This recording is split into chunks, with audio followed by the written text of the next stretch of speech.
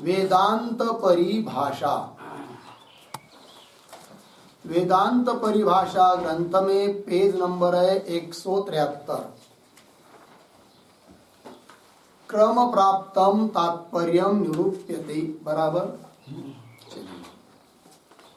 तो बात यह चल रही थी कि शब्द प्रमाण से शाब्दबोध उत्पन्न होता है, किंतु उस शाब्दबोध उत्पत्ति के लिए शब्द प्रमाण को सहकारी कारणों की अपेक्षा होती है। तो सहकारी कारण कौन है? तो बताए थे 4। कौन कौन? आकांक्षा, योग्यता, आसक्ति और तात्पर्य ज्ञान। उन 4 में से आकांक्षा, योग्यता और आसक्ति का विचार अब तक हुआ। अब तात्पर्य क्या है, इस बात का स्पष्टीकरण कर रहे हैं। तब पंक्ति आई, क्रम प्राप्तम तात्पर्यम निरूप्यते। ठीक है ना जी। क्रमशः प्राप्त जो तात्पर्य का निरूपण करना है, उसका निरूपण करने की अब प्रतिज्ञा कर रहे ग्रंथकार। क्रम प्राप्तम तात्पर्यम निरूप्यते, निरूपण किया जाता है। तो देखिए, तो तात्पर्य का निरूपण करना है, किंतु नैयायिकों ने भी तात्पर्य की व्याख्या की है। वैसी तात्पर्य की व्याख्या अपने वेदांत मत में नहीं है। इस बात को बता रहे पहले। तो क्या उनकी तात्पर्य की व्याख्या है जो वेदांत में नहीं मानते? क्यों नहीं मानते? इन सब बातों का विचार करना है। तो आगे पंक्ति आ रही है, तत्र तत्प्रतीतिच्छया उच्चरितत्वं न तात्पर्य। ठीक है जी। तो तत्र, तत्र मतलब क्या? तो तत्र का अर्थ लिखने के पहले अवतरणिका के रूप में एक वाक्य लिखिए।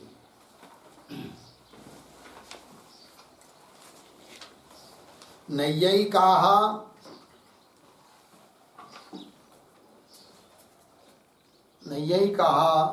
तावत् तत्प्रतीतिच्छया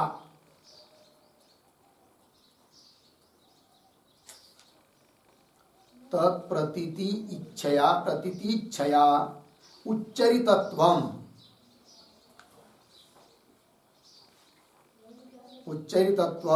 तात्पर्यम आहुः। उच्चरितत्वं तात्पर्यम आहुः। अर्धविराम। तन्मतम्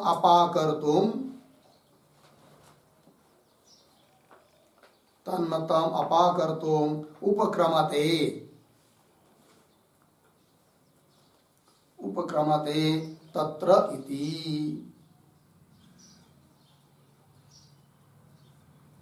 ठीक है, देखो भैया। तो नैयायिक लोग तात्पर्य की व्याख्या करते हैं। क्या है उनकी व्याख्या? तो बताया, तत्प्रतीति इच्छया उच्चरितत्व। तत्प्रतीति उस अर्थ के प्रतीति की इच्छा से उच्चारण करना वाक्य का, यही है तात्पर्य। ऐसी उनकी व्याख्या है। ठीक है। तत्प्रतीति इच्छया उच्चरितत्वं तात्पर्यम आहुः। तन्मतम अपाकर्तुम्, किंतु उन मत का, नैयायिकों की व्याख्या का निराकरण करने के लिए उपक्रमते, आरंभ कर रहे ग्रंथकार तत्र इति। तो तत्र पद आया। तत्र मतलब क्या? तत्र शब्द का अर्थ लिखिए। नैयायिकादि उक्तेषु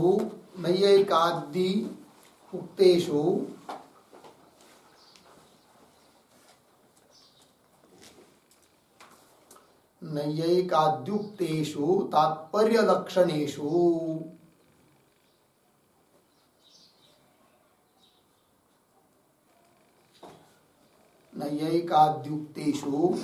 तात्पर्य लक्षणेषु। ठीक। नैयायिक इत्यादि को ने कहा हुआ जो तात्पर्य का लक्षण है, उसके बारे में बोल रहे हैं। लक्षणेषु तत्प्रतीति इच्छया उच्चरितत्वं, ये उनका लक्षण है। तत्प्रतीति उस अर्थ के प्रतीति की इच्छा से उस अर्थ का ज्ञान हो जावे सुनने वाले को, इस प्रकार की इच्छा से जो उच्चरित है, इस प्रकार का उच्चारण होना ही उसको कहते वो क्या? तात्पर्य।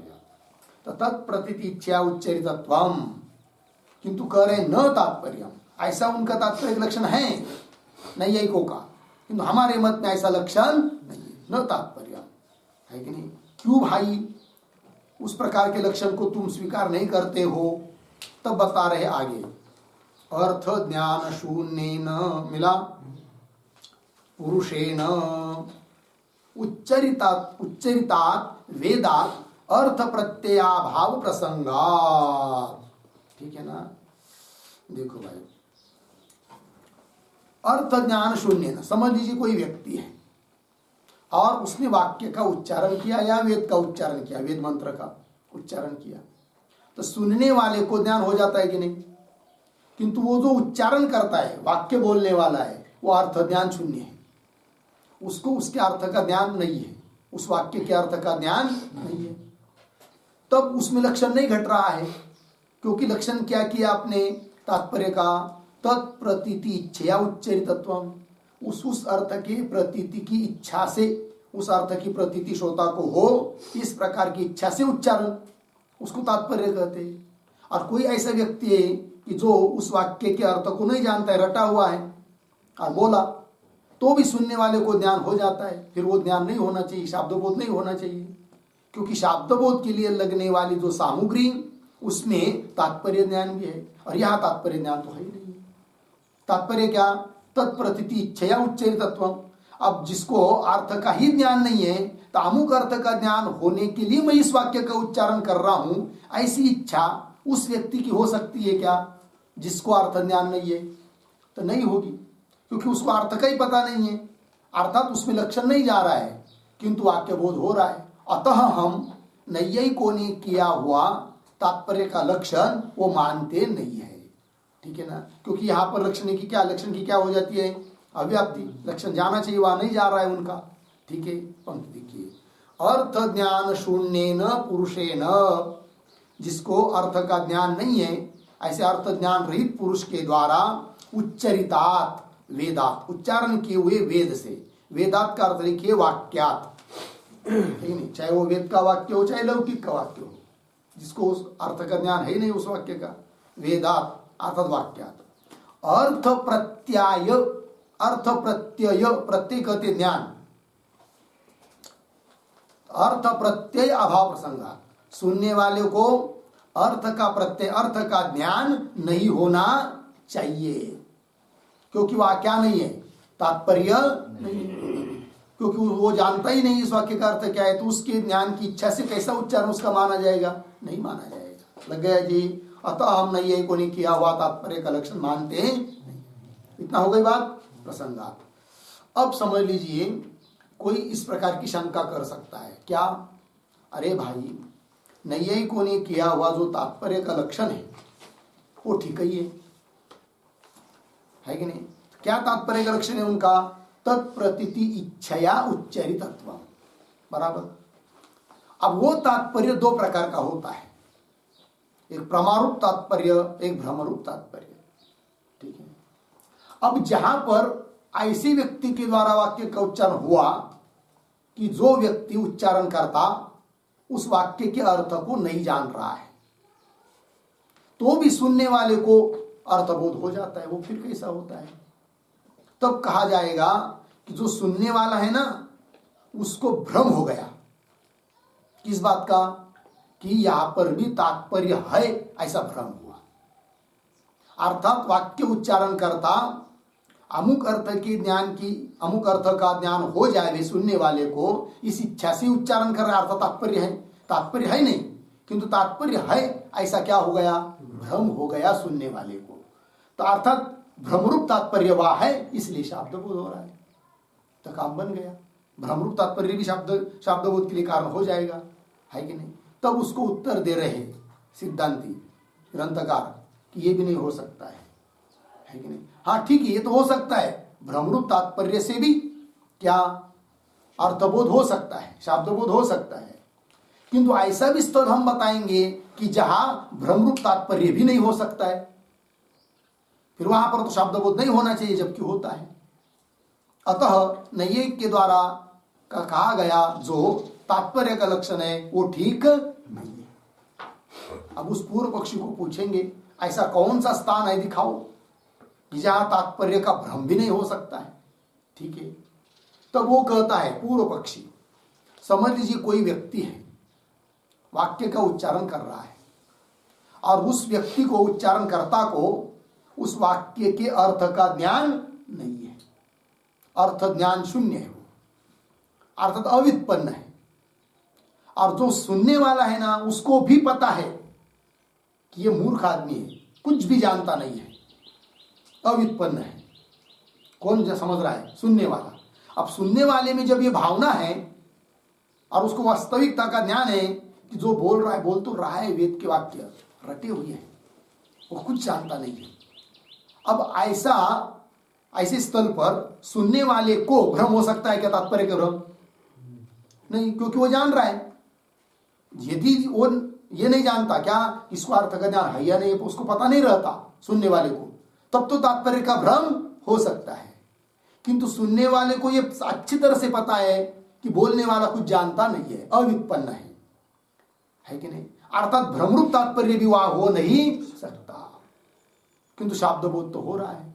सुनने वाले को वाक्य सुनने पर शाब्द अर्थ ज्ञान तो हो रहा है उसको, फिर वो नहीं होना चाहिए क्योंकि वहां पर तात्पर्य ही नहीं है, न प्रमाणरूप तात्पर्य है न भ्रमरूप तात्पर्य है। लग गया? इसलिए हम नैयायिकों ने कहा हुआ तात्पर्य का लक्षण मानते नहीं है, ये कहना। आगे देखिए वही कह रहे, अयम अध्यापक, मिला पंक्ति, अयम अध्यापक, अयम के पहले अवतरणिका के रूप में एक वाक्य लिखते हैं।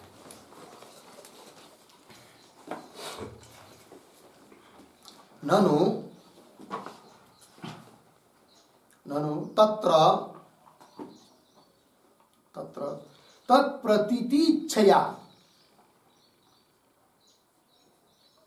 तत्प्रतीतिच्छया उच्चरितत्व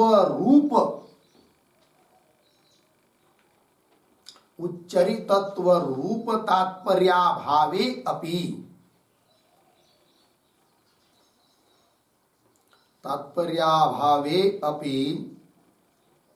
श्रोतुः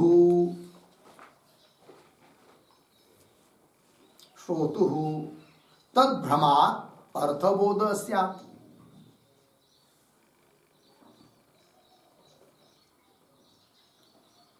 तद्भ्रमात् क्या लिखा? अर्थबोध स्यात्। तात्पर्याभावे श्रोतुः तद्भ्रमात् अर्थबोध स्यात्। अर्धविराम। तेन तात्पर्य ज्ञानस्य एव शाब्दबोध हेतुत्वात्।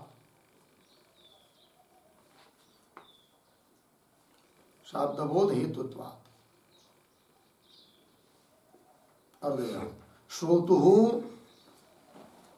तत्संभवात्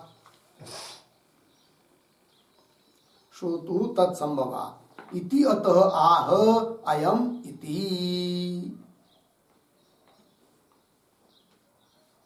इति अतः आह अयम इति। लिखिए भाई अर्थ। ननु तत्र तत्प्रतीति इच्छया उच्चरितत्व रूप, उस अर्थ की प्रतीति की इच्छा से उच्चरितत्व रूप तात्पर्य अभावे भी, तात्पर्य का अभाव है कहां पर? अर्थ ज्ञान शून्य पुरुष ने उच्चारण किया हुआ वाक्य में तात्पर्य है क्या? नहीं है। तात्पर्य का क्या है? अभाव। तात्पर्य अभावे भी श्रोतु, श्रोता को, तद्भ्रमात्, किंतु श्रोता को क्या हो जाता है? तद्भ्रम हो जाता है। तद्भ्रम तात्पर्य का भ्रम हो जाता है क्योंकि उसको पता नहीं है ये आदमी कैसा है करके, अर्थ ज्ञान वाला है नहीं, उच्चारण कर रहा है बेचारा, तो भ्रम हो गया सुनने वाले को, तो भ्रमरूप तात्पर्य वहां है, अतः शाब्दबोध हो जाएगा। ऐसा ही कोई कहता है, देखिए तद्भ्रमात् अर्थबोध स्यात्, तेन ऐसा होने से तात्पर्य ज्ञान से एवं शाब्दबोध हेतुत्वात्, तो कुल मिलाकर तात्पर्य ज्ञान शाब्दबोध के लिए कारण बन ही गया, भले वो भ्रमरूप तात्पर्य क्यों न हो। ऐसे यदि कोई कहता है तात्पर्य ज्ञान से एवं शाब्दबोध हेतुत्वात्, क्यों? श्रोतु तत्संभव, श्रोता में उस प्रकार का भ्रमरूप तात्पर्य रहना संभव है। ऐसा यदि कोई बोलता है तब कह रहे आगे अयम अध्यापक, ऐसा उदाहरण दे रहे कि जहां सुनने वाले को तात्पर्य का भ्रम भी नहीं हो सकता है और शब्द बोध हो रहा है। देखिए अयम अध्यापक अवित्पन्न इति विशेष दर्शनेन तत्र तात्पर्य भ्रमस्य अपि अभावात्, तात्पर्य का भ्रम भी वहां नहीं है। तात्पर्य का भ्रम कहां हो सकता है जी? जहां पर बोलने वाला अवित्पन्न है यह ज्ञान नहीं है। सुनने वाले को मतलब बोलने वाले को अर्थ ज्ञान है, ऐसा ही उसको ज्ञान है, भले ज्ञान न हो किंतु भ्रम रूप ज्ञान हो गया, अतः तात्पर्य ज्ञान वहां हो सकता है। किंतु तात्पर्य का भ्रम कब नहीं हो सकता?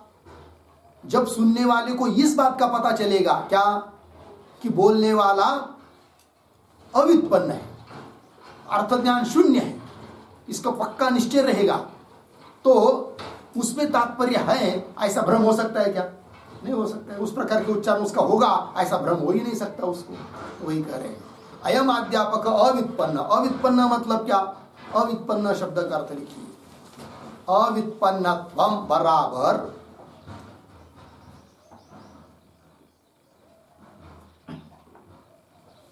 अवित्पन्नत्वम बराबर नंबर 1 विधि शून्य सिद्धि शून्यत्वम, सिद्धि शून्यत्वम। नंबर 2 पद ज्ञान रहितत्वम, पद ज्ञान रहितत्वम। नंबर 3 शक्ति ग्रह जन्य, शक्ति ग्रह जन्य संस्कार अभाववत्वम,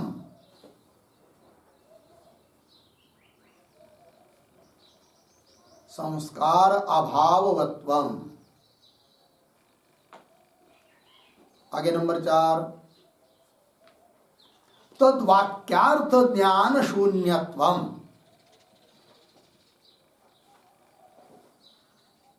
तद्वाक्यार्थ ज्ञान शून्यत्वम। ठीक है, इसको कहते हैं अवित्पन्न।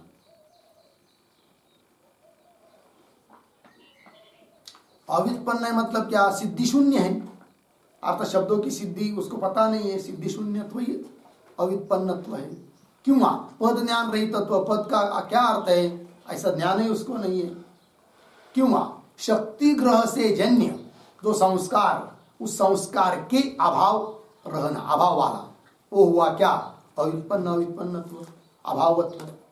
क्यों? सरल सरल तद वाक्यार्थ ज्ञान शून्यत्व, उस वाक्य के अर्थ का ज्ञान न रहना, यही है क्या?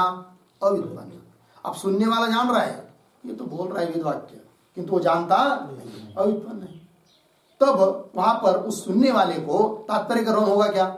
मतलब अमुक अर्थ की इच्छा से यह बाबा उच्चारण कर रहा है, ऐसा तात्पर्य ज्ञान होगा नहीं, क्योंकि उसको पता है ये जानता नहीं अर्थ को। ठीक है, चलिए मूल में अयम अध्यापक अव्युत्पन्न इति विशेष दर्शनेन। ठीक है, विशेष दर्शनेन इसका अर्थ लिखिए विशेष निश्चयेन, विशेष निश्चयेन।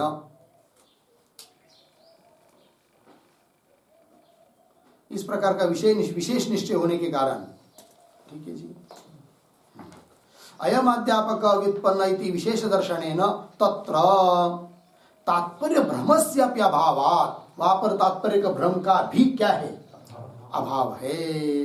ठीक है ना, अभावात्, और तात्पर्य भ्रम रूपी तात्पर्य वहां है नहीं, तो फिर शाब्द बोध नहीं होना चाहिए, जबकि उस वाक्य से भी शाब्द बोध होता है। अतः तात्पर्यवाद जरूर है, किंतु तात्पर्य घटित नहीं हो रहा है। इसका मतलब फिर यही कौन है जो तात्पर्य का लक्षण किया है वही ठीक नहीं है, क्योंकि ऐसी जगह पर तात्पर्य का लक्षण तो जाना ही चाहिए, क्योंकि शाब्दबोध हो रहा है ना, और तात्पर्य का लक्षण नहीं जा रहा है, जाना चाहिए नहीं जा रहा है, इसलिए नैयायिकों ने किया हुआ लक्षण ठीक नहीं है ये कहना। तात्पर्य भ्रम से अपि अभावात्। मिला जी? आगे चलिए। न च, अब इस पर कोई कहेगा, शंका करेगा, समझ लीजिए। क्या शंका करेगा? अरे भाई वहां पर भी तात्पर्य है। नहीं, यही बोलेगा। कहां पर? कि सुनने वाले को जहां पर ये पता है कि बोलने वाला अर्थ ज्ञान शून्य है, वहां पर भी तात्पर्य है। बोलेंगे कैसे वहां पर तात्पर्य है? वो थोड़ी अमुक अर्थ का बोध श्रोता को हो इस इच्छा से थोड़ी उच्चारण कर रहा है, क्योंकि वह अर्थ को जानता ही नहीं, तो कहां से वहां तात्पर्य आएगा? तब नहीं, यही कहेगा उस प्रकार का तात्पर्य न होने पर भी क्या ईश्वरीय तात्पर्य वहां पर है कि नहीं? ईश्वर की इच्छा है कि इस वाक्य से सुनने वाले को अमुक अर्थ का ज्ञान हो, तो हो गया तात्पर्य, काम बन जाएगा। ऐसा कहेगा कौन? नहीं, यही है कि नहीं? इस तात्पर्य को सिद्ध करने के लिए, है कि नहीं? तब उसका भी खंडन कर रहे सिद्धांती। पंक्ति क्या देखिए, न च मिला, न च के पहले अवतरणिका के रूप में एक वाक्य,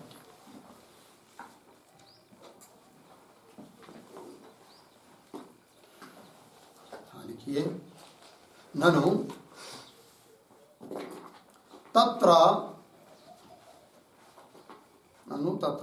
वक्तुः तात्पर्याभावे अपि,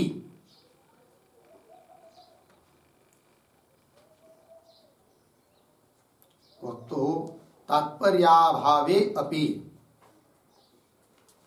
ईश्वरस्य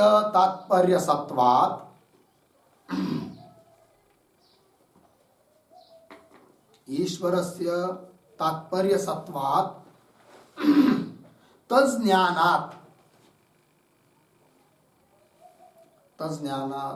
श्रोतुः शाब्दबोध स्यात्।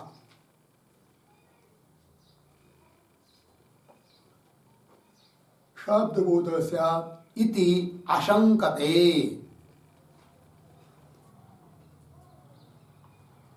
आशंकते न च इति, न च इति। मिल गए जी? देखो यार, ननु तत्र वक्तु तात्पर्याभावे भी, कोई शंका कर रहा है कि वह वक्ता का तात्पर्य वहां पर नहीं है, तो भी ईश्वरस्य तात्पर्य सत्वात्, ईश्वर का तात्पर्य है कि इस वाक्य से श्रोता को ऐसा अर्थ का ज्ञान होकर के, सत्वात् तज्ज्ञानात्, उस प्रकार के तात्पर्य का ज्ञान श्रोता को हो जाता है। तज्ज्ञानात् श्रोतुः, श्रोता को शाब्दबोध हो जाएगा इस प्रकार का तात्पर्य मान लेने से, ऐसी शंका कर रहा है पूर्व पक्षी। न च ईश्वरीय तात्पर्य ज्ञानात् तत्र शाब्दबोध इति वाच्यम, न च वाच्यम, वाक्य के आरंभ में जो न है उसका अन्वय वाच्यम के साथ, तो क्या बनेगा? च ईश्वरीय तात्पर्य ज्ञानात्, ईश्वरीय तात्पर्य ज्ञान वहां पर होने से तत्र शाब्दबोध हो जाएगा। शाब्दबोध इति वाच्यम न च वाच्यम, ऐसा मत बोलो, ठीक? च ईश्वरीय तात्पर्य ज्ञानात् तत्र, तत्र मतलब कहा जी? तत्र का अर्थ लिखिए, तत्र बराबर अव्युत्पन्नोच्चारित वेदादि वाक्य स्थले, अव्युत्पन्नोच्चारित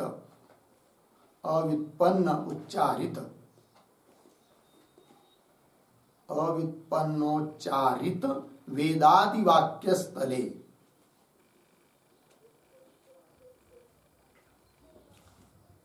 वेदादि वाक्य स्थले, ठीक है? देखो भाई, अव्युत्पन्न पुरुष के द्वारा उच्चारित जो वेद वाक्य है, ऐसे स्थल पर तात्पर्य है नहीं वक्ता का, किंतु बोध तो हो रहा है, फिर ईश्वरीय तात्पर्य मान लेंगे। ऐसा कह रहे कौन? नहीं, यही पूर्व पक्षी। देखिए, न च ईश्वरीय तात्पर्य ज्ञानात् तत्र शाब्दबोध इति वाच्यम न च वाच्यम। बोलेंगे क्यों भाई? तो उसका खंडन कर रहे हैं, शंका का परिहार कर रहे हैं। क्या? ईश्वर अनंगीकर्तुः अपि तद वाक्यार्थ प्रतिपत्ति दर्शनात्, ठीक है? तो सिद्धांती कह रहे हैं, वेदांती, वैसा हो सकता था, है कि नहीं? किंतु उसके लिए होगा जो ईश्वर को मानता है, ईश्वर का अंगीकार करता है, तो उसके लिए तो उस प्रकार का तात्पर्य हो जाएगा। किंतु जो लोग ईश्वर को नहीं मानते हैं, ऐसे व्यक्ति ने भी यदि उस वाक्य को सुना तो उसको भी शब्द बोध हो जाता है, फिर उसके लिए तात्पर्य कहां से लाओगी? अर्थात उस प्रकार का ईश्वरीय तात्पर्य मानना ठीक नहीं है। लग गया कि नहीं? क्योंकि जो ईश्वर को मानता है उसको भी शब्द बोध हो रहा है। यदि उस प्रकार का ईश्वरीय तात्पर्य रहता तो जो ईश्वर को नहीं मानता है कि नहीं, उसको फिर शब्द बोध नहीं होना चाहिए, किंतु उसको भी हो रहा है। ठीक है, वही लिखा, ईश्वर अनंगीकर्तु अपि, जो ईश्वर को नहीं मानता है उनको भी तद वाक्यार्थ प्रतिपत्ति, उस वाक्य का अर्थ की प्रतिपत्ति अर्थात ज्ञान दर्शनात् दिखाई दे रहा है। अतः कुल मिलाकर नैयायिकों ने जो तात्पर्य का लक्षण किया है वह ठीक नहीं। क्या लक्षण है उनका? तत्प्रतीतिच्छया उच्चरितत्वम्, ये लक्षण है। लग गया जी? और ईश्वर को न मानने वाले कौन है? मुख्य मीमांसक है, मीमांसक आदि वो ईश्वर को नहीं मानते, किंतु उसको भी शब्द बोध हो जाता है उस प्रकार के वाक्य से। हाँ, आगे चलेंगे। उच्चते, ठीक है जी, उच्चते मतलब क्या? उच्चते भाई, उच्चते के पहले एक वाक्य लिखिए अवतरणिका के रूप में। किम लक्षणम तर्हि तात्पर्यम, किम लक्षणम तर्हि तात्पर्यम इति अतः आह, इति अतः आह उच्यते इति।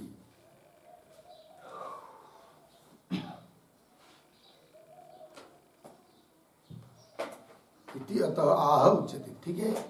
अब फिर कोई पूछेगा भाई ठीक है, इस प्रकार का तात्पर्य नहीं मानते हो तुम, तो किम लक्षणम तर्हि तात्पर्यम, मतलब तात्पर्यम किम लक्षणम, तात्पर्य का लक्षण क्या है फिर बताओ। तब सिद्धांति कर रहे उच्चते, अर्थात तात्पर्य का लक्षण क्या होना चाहिए, क्या है हमारे मत में, उसको हम बता देते हैं, ऐसा सिद्धांति बोल रहे हैं। उच्चते, देखो भाई, तत्प्रतीति जनन योग्यत्वम तात्पर्यम, ये लक्षण कर दिया तात्पर्य का। क्या लक्षण है बोलो एक बार? तत्प्रतीति जनन योग्यत्वम तात्पर्यम। हाँ, तत्प्रतीति जनन योग्यत्वम, तत्प्रतीति उस अर्थ की प्रतीति, प्रतीति मतलब ज्ञान, उस अर्थ का ज्ञान, जनन मतलब उत्पत्ति, उस अर्थ के ज्ञान की उत्पत्ति की योग्यता, यही है क्या? तात्पर्य। तो दोनों में अंतर हुआ। पहले क्या था? तत्प्रतीति की इच्छा से उच्चरित, उच्चारण, वो तात्पर्य था। अब ऐसा नहीं, उच्चारण हो चाहे ना हो, है कि नहीं, उस अर्थ के प्रतीति का, प्रतीति मतलब ज्ञान, उस अर्थ का ज्ञान उत्पन्न होने की योग्यता जा है वो तात्पर्य है, ऐसा मान लेते तात्पर्य का लक्षण। ठीक है, तो तत्प्रतीति जनन योग्यत्वम तात्पर्यम मिला। यहाँ पर पद आया है तत्, उस पर लिखते थोड़ा एक वाक्य।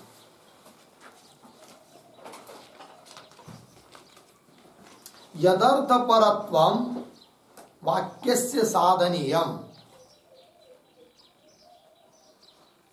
यदर्थ परत्वम वाक्यस्य साधनीयम, साधनीयम अर्धविराम, तत्पदेन,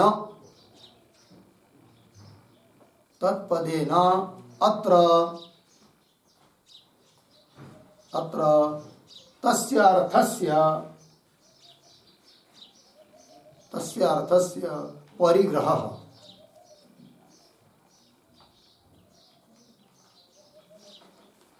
परिग्रह पूर्ण विराम, तदर्थानुभव जनन, तदर्थानुभव जनन स्वरूप योग्यत्वम, स्वरूप योग्यत्वम तात्पर्यम इत्यर्थः।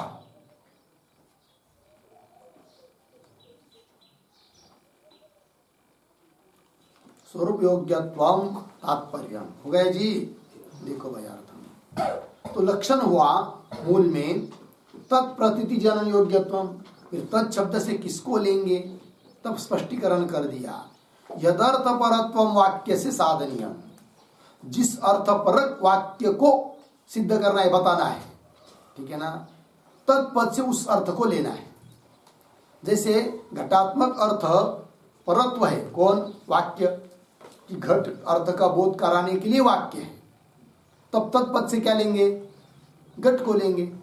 तत्प्रतीति जनन, घट की प्रतीति ज्ञान की उत्पत्ति, उसकी स्वरूप योग्यता जिस वाक्य में है वहां पर तात्पर्य है, ऐसा अर्थबोध हो जाएगा। ठीक है, तो वही लिखा, यदर्थ परत्व वाक्य से साधनीय, जिस अर्थ परक वाक्य को बताना है, तत्पदे न अत्र, तत्पद से यहाँ पर लक्षण में तस्य अर्थ से परिग्रह, उस अर्थ का परिग्रह करना है। घट को बताना है तो तत्शब्द से घट को लेंगे, पट को बताना है तो तत्शब्द से पट को लेंगे। उस प्रकार तत्प्रतीति जनन योग्यत्वम तात्पर्यम, होगा इतना।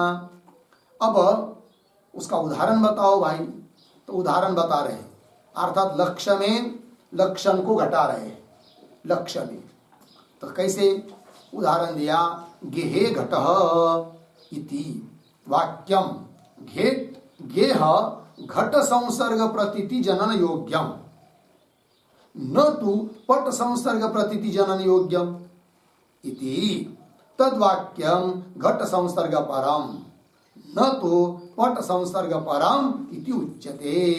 लग गए जी, देखो भाई, उदाहरण दिया है, गेहे घटः, गेह शब्द का अर्थ होता है घर, तो घर में है कौन, घट, तो गेहे घटः, घर में घट है। इति वाक्यम, यह वाक्य है, इति वाक्यम गेह घट संसर्ग, यह वाक्य किसके संसर्ग को बता रहा है, किसके संबंध को बता रहा है, घर और घट, इन दोनों के संसर्ग को बता रहा है। इसलिए लक्षण में क्या लेंगे, इनके संसर्ग को ही लेंगे। तो क्या लक्षण है, तत्प्रतीति जनन योग्यत्वम, तत्प्रतीति मतलब ज्ञ घट संसर्ग संबंध, उनकी प्रतीति की जनन की योग्यता, यही है क्या तात्पर्य। देखिए, ज्ञ घट इति वाक्यम, गेहे घट संसर्ग, गेह और घर, गेह मतलब घर और घट, इनका संसर्ग संबंध है कि नहीं, संसर्ग प्रतीति जनन योग्यम, उस प्रकार के प्रतीति का उत्पन्न करने की योग्यता उसमें है, वही उसका तात्पर्य है। तो ज्ञ घट संसर्ग प्रतीति जनन योग्यम लगा इतना, उस पर एक वाक्य लिखते भाई, अत्र ज्ञ शब्दात्,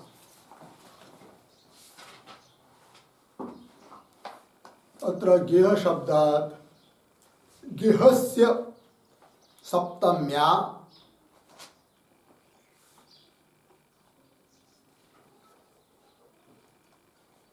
ज्ञ शब्द लिखाना, अत्र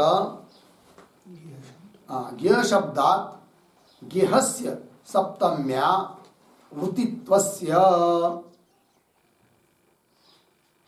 वृत्तित्वस्य अर्धविराम, घट शब्दात् घटस्य च,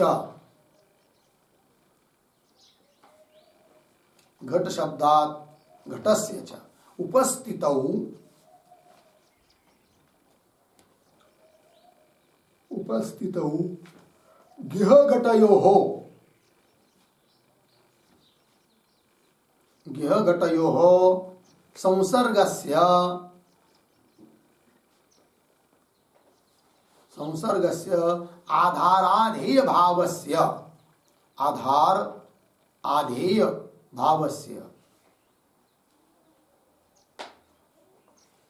आधार आधेय भावस्य ज्ञ वृत्ति घटः, ज्ञ वृत्ति घटः इत्याकारकस्य बोधः जायते, इत्याकारकस्य बोधः जायते अर्धविराम, न तु ज्ञ पटयोः संसर्गस्य, न तु ज्ञ पटयोः संसर्गस्य पूर्णविराम, तत्कस्मात् तत्कस्मात् प्रश्न चिन्ह। आगे तद्वाक्यस्य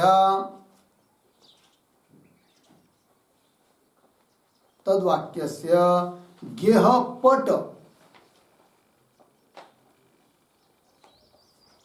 संसर्गानुभव जनन अयोग्यत्वात्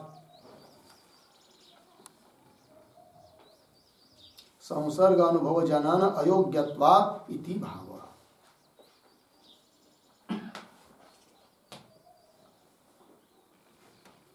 हो गया जी। चलिए अर्थ समझ लेंगे।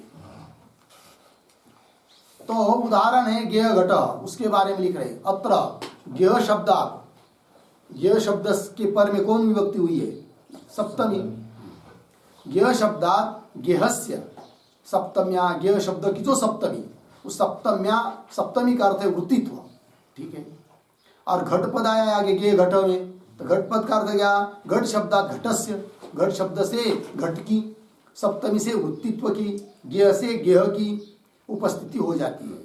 तो उपस्थिति होने पर गेह घटयो संसर्गस्य, गेह और घट इनका जो संसर्गस्य, कौन संसर्ग है? वो आधार आदि भावस्य, आधार आदि भाव संसर्ग है। आधार हुआ कौन? गेह घर, आदि हुआ कौन? घट। संसर्गस्य आधार आदि भावस्य क्या अर्थबोध हुआ? गेह वृत्ति घट, गेह में घट है, इत्याकारकस्य बोध जायते, इस प्रकार का बोध उत्पन्न होता है। न तो गेह पटयो संसर्गस्य, गेह और पट का संसर्ग प्रतीत नहीं होता है। क्यों? तत्कस्मात् क्यों नहीं उत्पन्न होता है? बता रहे तद्वाक्यस्य गेह पट संसर्ग अनुभव जनन अयोग्यत्वात्। गेह घट, यह वाक्य क्या है? यह वाक्य गेह और पट इन दोनों के संसर्ग का जो अनुभव, उस अनुभव को उत्पन्न करने के लिए अयोग्य है। फिर योग्य किसमें है? गेह और घट का संसर्ग बताने में योग्य है वह वाक्य, गेह और पट के संसर्ग बताने में अयोग्य है। अतः उस वाक्य से गेह घट का संसर्ग ही प्रतीत होता है, गेह पट का संसर्ग प्रतीत नहीं होता है, क्योंकि गेह घट इसमें तात्पर्य है। तात्पर्य मतलब क्या? गेह घट का जो संसर्ग, उसके प्रतीति जनन का सामर्थ्य है उस वाक्य में। किसमें? गेह घट इस वाक्य में। अतः वो सामर्थ्य उधर नहीं है, गेह पट का संसर्ग नहीं प्रतीत होगा उस वाक्य से, क्योंकि उसमें वो क्या नहीं है? योग्यता उसमें नहीं है। गेह पट का संसर्ग बताने की योग्यता गेह घट इस वाक्य में नहीं है, अपितु गेह घट का जो संसर्ग, उस संसर्ग रूप संबंध, उसकी प्रतीति ज्ञान करा देने की योग्यता है उस वाक्य में। कौन से? गेह घट इस वाक्य में है कि नहीं? अतः गेह घट वाक्य से उस प्रकार का शाब्द बोध हो जाता है, क्योंकि वह तात्पर्य है, अर्थात सामर्थ्य है कि नहीं? योग्यता है उस अर्थ के ज्ञान कराने की उस वाक्य में। और गेह पट के संसर्ग का ज्ञान उस वाक्य से नहीं होता है, क्योंकि वह तात्पर्य नहीं है। तात्पर्य नहीं मतलब क्या? उस प्रतीति जनन की योग्यता उसमें नहीं है। लक्षण बन गया फिर तात्पर्य का। क्या लक्षण बना? तत्प्रतीति जनन योग्यत्वम तात्पर्यम। लग गया? चलिए आगे। गेह घट इति वाक्यम, गेह घट संसर्ग प्रतीति जनन योग्यम, मिला मूल में। न तु पट संसर्ग प्रतीति जनन योग्यम, पट के संबंध का ज्ञान बताने की योग्यता उस वाक्य में नहीं है। न तो पट संसर्ग प्रतीति जनन योग्यम इति, मिला? इति का अर्थ लिखिए हेतु, इति मतलब हेतु, इस कारण से। इति आगे तद्वाक्यम घट संसर्ग परम, तद्वाक्यम हाँ, तद्वाक्यम का ऊपर लिखिए गेह घट इति वाक्यम। तद्वाक्यम घट संसर्ग परम, मिला? घट संसर्ग परम अर्धविराम। न तु पट संसर्ग परम इति उच्यते। पट संसर्ग परक, मतलब पट और घटपट और ज्ञ का संबंध है, ऐसा बताने की योग्यता उस वाक्य में नहीं है, अर्थात तात्पर्य नहीं है। और घट का संसर्ग बताने का है कि नहीं, घट का संबंध है ज्ञ के साथ, इस ज्ञान का उत्पन्न करने की योग्यता उस वाक्य में है, अर्थात तात्पर्य है। होगा इतना? आगे चलिए। अब पुनः पूर्व पक्षी शंका कर रहा है।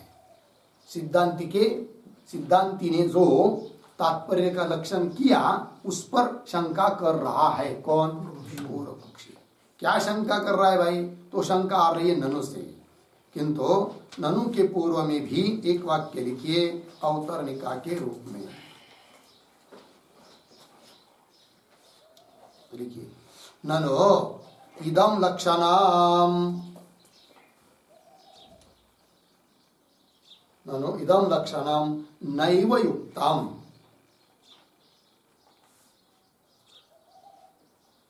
नैव युक्तम अर्धविराम, नानार्थक पद घटित वाक्यानां, नानार्थक पद घटित वाक्यानां एकार्थ परत्व दशायाम,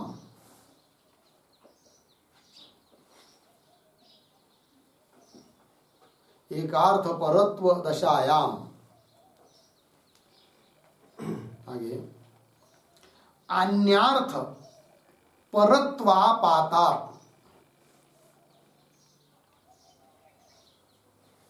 अन्यार्थ परत्व पातात अर्धविराम, अन्यार्थ प्रतीति जनन योग्यतायाः, अन्यार्थ प्रतीति,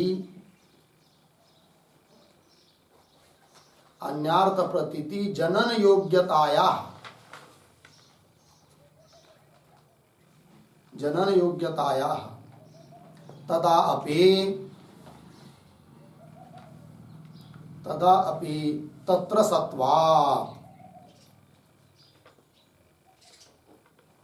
तदा अपि तत्र सत्वात् अर्धविराम, तद्व्यवहारापाताच्च,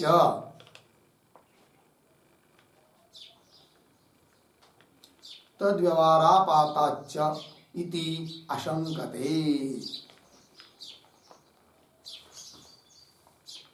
इति आशंकते ननु इति।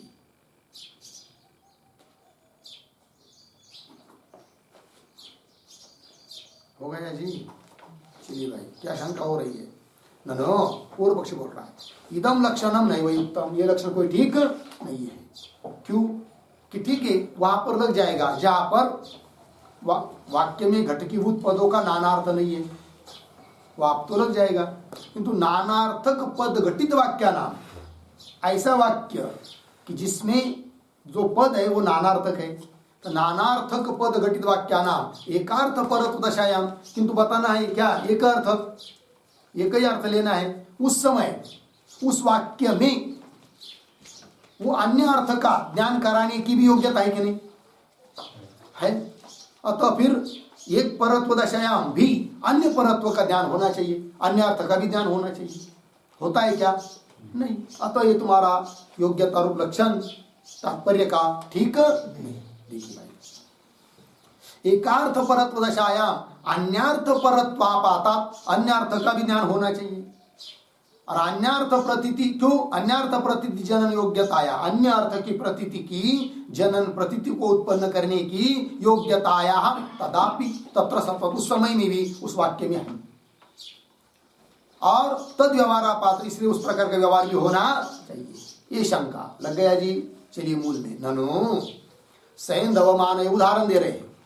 समझ लीजिए कोई व्यक्ति है, भोजन के लिए बैठा है और सब्जी में नमक नहीं है, तब उसने उच्चारण किया सैंधवम आने, ठीक है। अब इस वाक्य में पद जो है सैंधव, उसके दो अर्थ, सैंधव शब्द का अर्थ नमक भी होता है और सैंधव शब्द का अर्थ घोड़ा भी होता है। अब जिस वक्ता ने कहा कि सैंधवम आनय, तो भोजन कर रहा है, तो सैंधवम आनय इस वाक्य में एक अर्थपरक वाक्य है, मतलब ये का अर्थ कई ज्ञान होने के उद्देश्य वो वाक्य उच्चारण हुआ है मीठ लाने के लिए, नमक लाने के लिए, किंतु उस समय में भी घोड़े का बोध कराने की योग्यता उस वाक्य में है क्या नहीं? है। अर्थात तात्पर्य है, क्योंकि तात्पर्य का लक्षण क्या है आपका? तत्प्रति जनन योग्यत्व। तो जैसे लवण प्रतीति जनन योग्यत्व उसमें है, उस प्रकार अश्व प्रतीति जनन योग्यत्व भी उस समय उस वाक्य में है। अतः लवण का बोध होते समय अश्व का भी बोध होना चाहिए, किंतु होता है क्या? नहीं। तात्पर्य तो वहां भी है, बोध तो नहीं हो रहा है, अतः ये तुम्हारा लक्षण ठीक नहीं है। कौन बोल रहा है? पूर्व पक्षी। समझ में आया? सिद्धांत को बोल रहा है। तो पंक्ति देखिए मूल में, ननु सैंधवम आनय, नमक ले आओ, इत्यादि वाक्यम यदा लवण आनयन प्रतीति इच्छया प्रयुक्तम। ठीक है ना? सैंधवम आनय इत्यादि वाक्यम यदा, यदा का अर्थ लिखिए यदा भोजन काले, यदा के ऊपर लिखिए भोजन काले।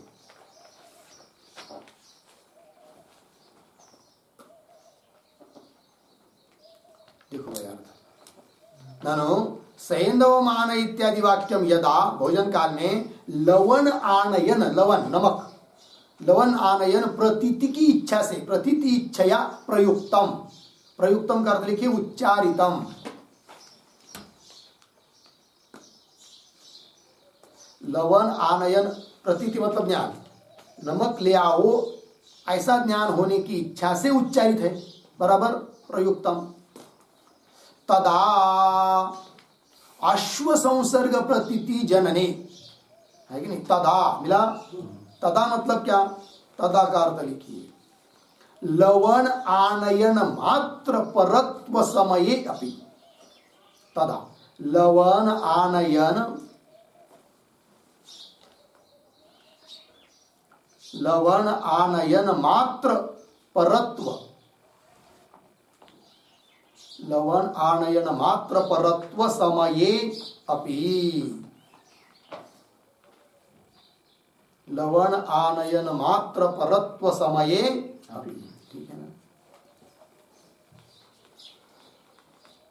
लवण मतलब नमक, आनयन इतना ही बोध हो ऐसी इच्छा से उच्चारित है तो भी, लवण आनयन मात्र परत्व समये भी, तदा मतलब है ना अश्व संसर्ग प्रतीति जनने, अश्व संसर्ग, संसर्ग संबंध, प्रतीति ज्ञान, अश्वर के अश्व मतलब घोड़ा, ज्ञान उत्पन्न करने की योग्यता, स्वरूप योग्यता उस वाक्य में उस समय में भी है। प्रतीति जनने स्वरूप योग्यता सत्वात्, स्वरूप की योग्यता उस समय उस वाक्य में है, क्योंकि सैंधव शब्द का अर्थ जैसा लवण है उस प्रकार सैंधव शब्द का अर्थ घोड़ा भी होता है। ठीक है ना? हाँ, सैंधव शब्द से अश्ववाचित्वात्, स्वरूप योग्यता सत्वात् लवण परत्व ज्ञान दशायाम अपि, है कि नहीं? लवण परक, ज्ञान परक, ज्ञान उत्पन्न होने की स्थिति में भी, दशायाम अपि अश्वादि संसर्ग ज्ञानापत्ति, अश्वादि घोड़े इत्यादि के संसर्ग का भी ज्ञान होना चाहिए, इति आपत्ति आएगी, है कि नहीं? हाँ, अश्वादि संसर्ग ज्ञानापत्ति इति चेत, इतना पूर्व पक्ष हुआ भाई, ननु से लेकर इति चेत तक, है कि नहीं? और किस बात के लिए पूर्व पक्ष हुआ? यह कि जो सिद्धांति ने लक्षण किया है किसका? तात्पर्य ज्ञान का। क्या लक्षण किया है? तत्प्रतीति जनन योग्यत्वम तात्पर्य, है कि नहीं? तो इस लक्षण पर दोष दिया, ये लक्षण ठीक नहीं है। ठीक है कि नहीं? हाँ, इति चेत, उत्तर दे रहे न, ऐसा मत बोलो भाई। क्यों भाई? तो कह रहे तत् इतर प्रतीति इच्छया अनुच्चरितत्वस्यापि तात्पर्यम प्रति विशेषणत्वात्, ये उत्तर दिया। क्या उत्तर है वो? तो उत्तर को समझ लेते हैं। ठीक है ना? तो तत् इतर, ये पंक्ति आई कि नहीं? इसके उत्तर में क्या के रूप में वाक्य लिखती है? शंका परिहाराय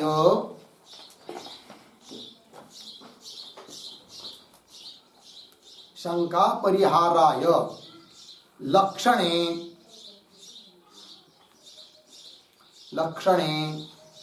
विशेषणांतरम आह, विशेषणांतरम आह तत् इति। ठीक है, चलिए भाई, शंका का परिहार करने के लिए लक्षण में विशेषण देना चाहते हैं ग्रंथकार तद इत्यादि पंक्ति से। तो कौन विशेषण दिया जाएगा? तो देखिए भाई, दे रहे हैं तद इतर प्रतीति इच्छया अनुच्चरितत्वस्य, इतना विशेषण देंगे। मिल गया ना? तो यहां पर तद पद आया है, तद इतर। तद, तद मतलब क्या? तद शब्द से क्या लेंगे? तो लिखिए अत्र तत्पदेन,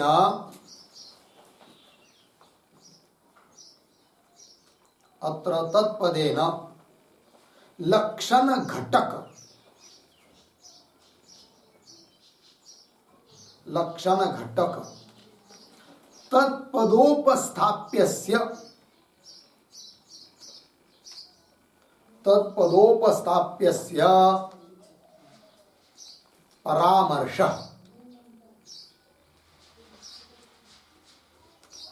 परामर्श यथा अत्र लवणम, यथा अत्र लवणम। ठीक है जी, देखो भैया, तो जो लक्षण किया है पहले, तात्पर्य का क्या लक्षण किया है? प्रतीति जनन योग्यत्वम तात्पर्यत्वम। तो इस लक्षण में जो तत्पद आया है कि नहीं, तत्पद के द्वारा जो उपस्थित होगा वही अर्थ लेना है यहां पर इस तत्पद से, है कि नहीं? बात समझ में आई ना? अत्र तत्पदेन लक्षण घटक, लक्षण में घटकीभूत जो तत्पद, उस तत्पद के द्वारा तो जो उपस्थाप्य है, उपस्थित हो रहा है, उसका ही परामर्श, उसको ही लेना है यहां पर भी तत्शब्द से, है कि नहीं? तो फिर क्या होगा? तत्प्रतीति जनन योग्यत्व में तात्पर्य हुआ, और उस लक्षण में और एक पद जोड़ना है। कौन सा? तद इतर प्रतीति इच्छया अनुच्चरितत्व। तद इतर, पहले क्या है? तत्प्रतीति जनन योग्यत्व, उस अमुक अमुक अर्थ के प्रतीति की जनन की योग्यता हो, ठीक हुआ, और उससे इतर, उससे भिन्न अन्य इतर प्रतीति की इच्छा से उच्चारित न हो, उसको कहेंगे हम क्या? तात्पर्य। अब यहां पर लक्षण समन्वय हो जाता है, अतिव्याप्ति नहीं होती है। घोड़े को भी लाना चाहिए, ऐसा शब्दबोध होना चाहिए, ऐसा आक्षेप नहीं कर पाएगा अब पूर्व पक्षी। ठीक है, कैसे घटाएंगे? तो पंक्ति देखिए पहले, तदितर प्रतीति इच्छया अनुच्चरितत्वस्य अपि तात्पर्यम प्रतिबिला। तात्पर्यम प्रति मतलब क्या? तात्पर्यम प्रति का अर्थ लिखे तात्पर्य लक्षणे,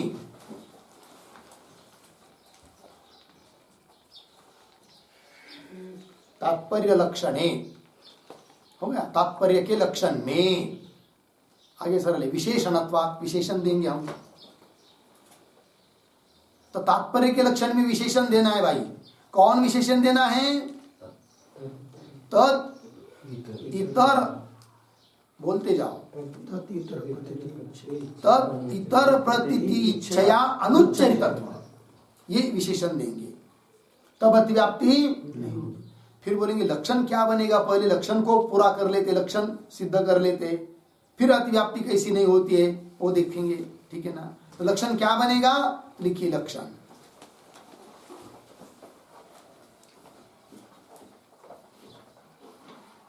क्या? तत्प्रतीति जनन योग्यत्वे सति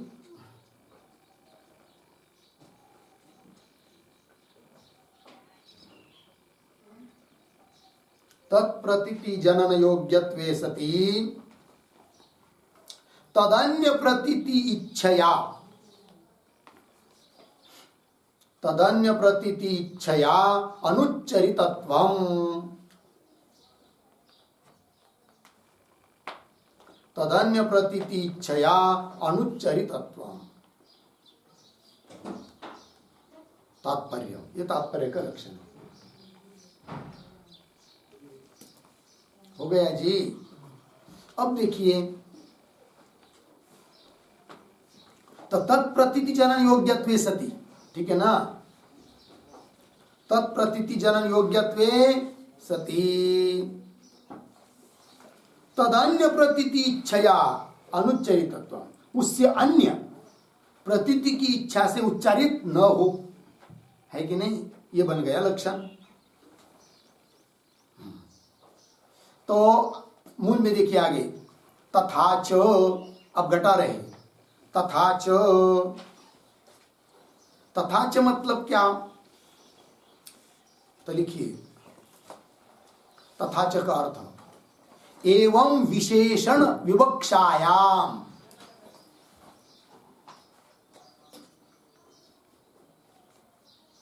एवं विशेषण विवक्षायाम,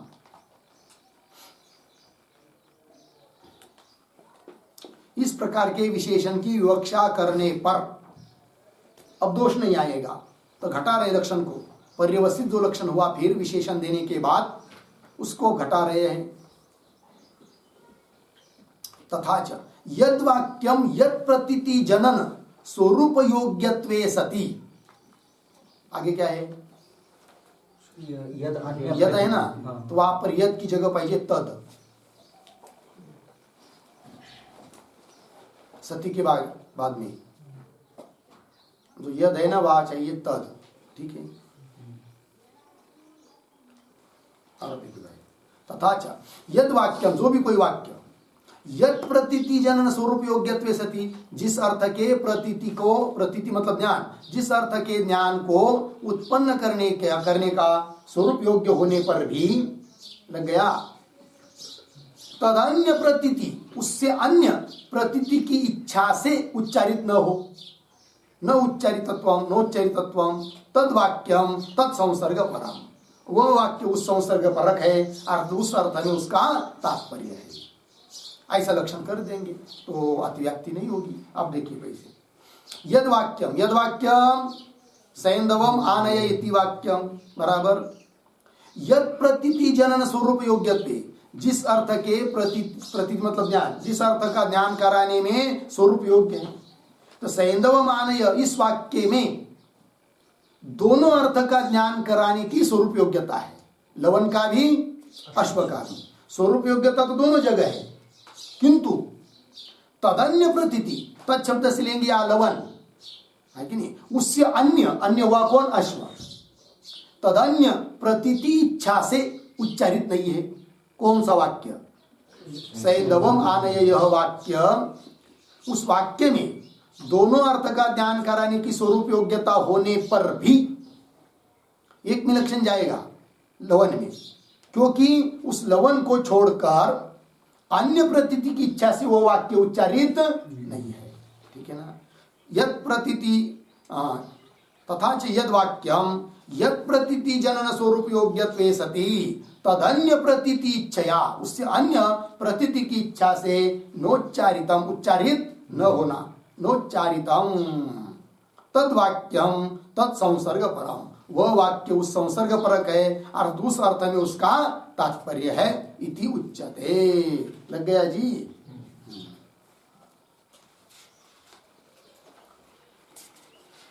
हो गया इतना, बस आगे आ रहा है, फिर और बात आ रही है, उसका विचार हम लोग कल करेंगे।